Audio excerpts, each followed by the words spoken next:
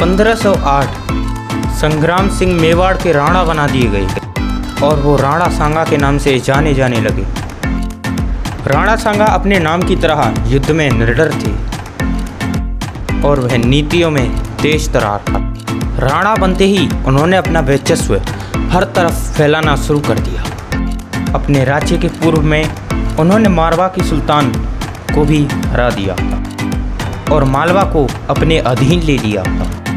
पश्चिम में उन्होंने गुजरात के सुल्तान को भी हरा दिया था और इसी तरह गुजरात पर भी अपनी विजय प्राप्त कर ली। और उत्तर में उन्होंने दिल्ली के सुल्तान इब्राहिम लोदी को भी अपना बंदी बना लिया। और इसी तरह राणा सांगा ने पूरे उत्तर पूर्व राजस्थान को अपने कब्जे में ले लिया।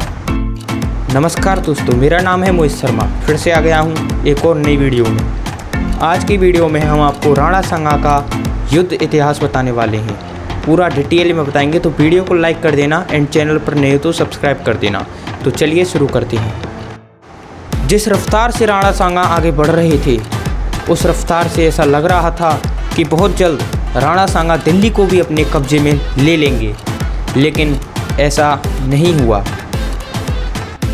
क्योंकि वक्त को ये मंजूर नहीं था। 16वीं शताब्दी में अधिकतर भालों, तलवारों और तीरों का इस्तेमाल किया जाता था, मगर तुर्कियों द्वारा रणनीतियाँ अब धीरे धीरे बदलने लगी थीं। युद्ध में अब तोपों और बंदूकों का इस्तेमाल शुरू हो गया था, मगर असली बदलाव तब आया जब तुर्कियों ने तोपों का व्यापार युद्ध विशेषज्ञों से शुरू कर दिया। और 1525 में ये आधुनिक हथियार बाबर के पास आ गए और इन हथियारों का उपयोग करके बाबर ने दिल्ली के सुल्तान लोदी को भी हरा दिया और अब वो दिल्ली के नए सुल्तान बन गए। दिल्ली का सुल्तान बनने के बाद बाबर को सबसे ज़्यादा खतरा राणा सांगा से था।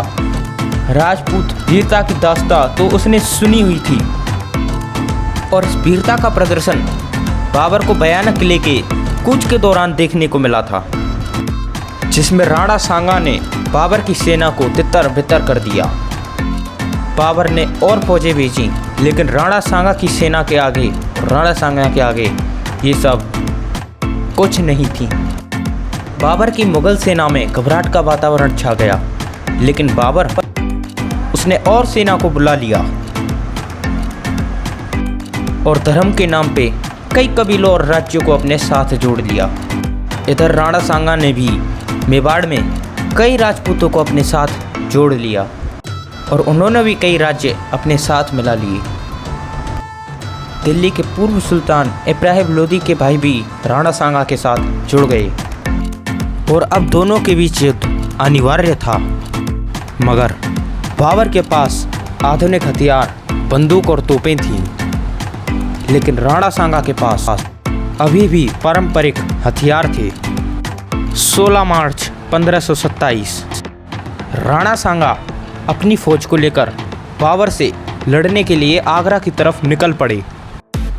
राणा सांगा तोप और बंदूकों से परिचित नहीं थे और दूसरी ओर बाबर ने खानवा गांव को पानीपत के युद्ध की तरह परिवर्तित कर दिया।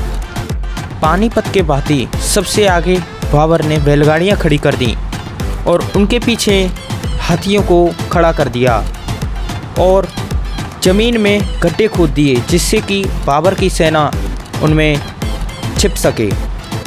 और अपने आप को दाएं और बाएं से बचाने के लिए उन्होंने सैनिक खड़े कर दिए। इसके अलावा बाबर ने अपने कवच लगे हुए घोड़ों को तोपों के पीछे खड़ा कर दिया और बैलगाड़ियों के बीच में कहीं कहीं बाबर ने जगह छोड़ दी थी, जिससे कि घोड़े को आने जाने के लिए रास्ता मिल सके। और खानवा गांव के पीछे उसने एक सेना भी खड़ी कर दी थी।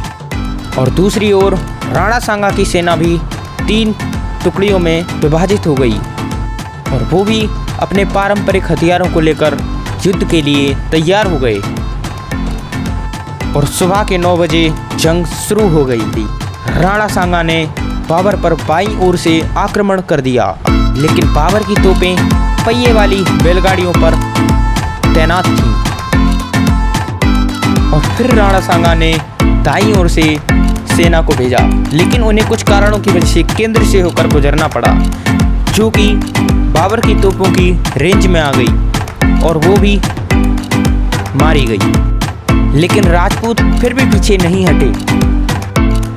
साथ ही राणा सांगा ने केंद्र के भीषण हमले को तोड़ने के लिए अपने हाथियों को आगे भेजा, जो कि बाबर की तोपों के सामने आ गए और उन्होंने गोलियां चलाकर हाथियों को डरा दिया, जिससे कि हाथी वापस भागने लगे और उन्होंने राणा सांगा की आधी सी सेना को ही कुचलकर खत्म कर दिया।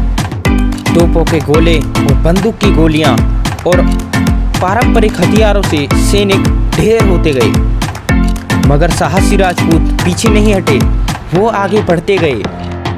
इसी तरह बाबर के हथियारों ने बाएं और दाएं दोनों तरफ कहर बरसा दिया। मगर तभी राजा शिलादित्य ने युद्ध के बीच अपना पक्ष बदल दिया और वह बाबर की ओर चला गया। इस कारण युद्ध में उलझन का वातावरण बहुत बढ़ गया। इस वजह से राणा सांगा को गोली लग गई और वो बेहोश हो गए और कुछ समय के लिए युद्ध थम गया। मगर फिर झना कबीरा के मुखिया अज्जा ने राणा सांगा बनकर युद्ध को आगे बढ़ाया है और रणनीति में अज्जा राणा सांगा से कमजोर थे और राजपूती सेना धीरे धीरे तोपों और गोलियों के आगे बिखरने लगी। राणा सांगा ने पहली बार हार का सामना किया, मगर उनके सेना नायक घायल महाराणा को वहां से निकालने में कायम हो गए थे और होश में आने के बाद राणा सांगा ने वापस चित्तौड़ जाने से मना कर दिया और बाबर के खिलाफ फिर से सेना जुटानी शुरू कर दी। मगर कल्पी क्षेत्र में 1528 में राणा सांगा की मृत्यु हो गई। अधिकतर इतिहासकारों के हिसाब से उन्हें उन्हीं के सरदारों ने जहर देकर मार दिया और इसका मुख्य कारण था राणा सांगा का फिर से बाबर के साथ युद्ध करना और राणा सांगा के पास नए हथियारों का कोई भी निर्णय नहीं था।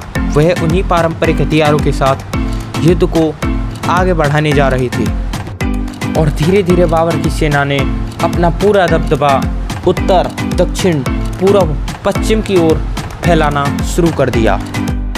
बाबर के बाद हुमायूं ने राजगद्दी संभाली और युद्ध अभियान को बरकरार रखा। तो वीडियो कैसा लगा, वीडियो को लाइक कर देना एंड चैनल पर नए हो तो सब्सक्राइब कर देना। हम मिलते हैं नेक्स्ट वीडियो में, तब तक के लिए जय हिंद, जय भारत।